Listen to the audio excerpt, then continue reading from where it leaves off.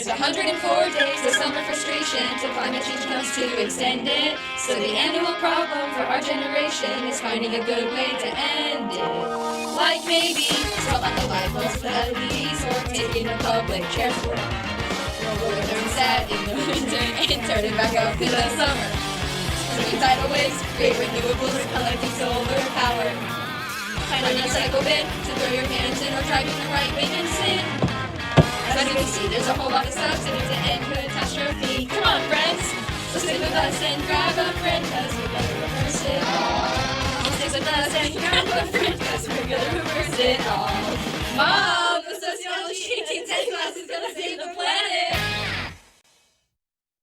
Picture this. You're chilling with your family and pet dog on a beautiful Saturday morning. Then boom! All of a sudden, alligator. Now he's eating your house. He's eating your family. He's eating your dog. He took everything and now you're alone. What once was a happy Saturday morning just moments ago has now become the worst day of your life, all because of one alligator. His name is climate change. Though climate change has greatly impacted everyone, some countries have borne more of its burden than others. Puerto Rico, for example, is particularly susceptible to the effects of climate change, such as powerful hurricanes, rising sea levels, and increased flooding. According to the Climate Change Reality Project, Puerto Rico accounts for 0.04% of the world's emissions, while the U.S. accounts for nearly 12% of the world's emissions. Given that the U.S. is one of the main causes of climate change's increasing effect on Puerto Rico, you would think that the U.S. is helping them recover. However, Puerto Rico, already a poverty-stricken nation prior to climate disaster, received little to no financial support from the U.S. This has made it socially and economically difficult to recover from the consistent damages from the weather. The UNDRR highlights that death rates after disasters can differ depending on the income of the country, as economic development greatly influences access to healthcare and rescue services. Niger is another country greatly suffering from climate change.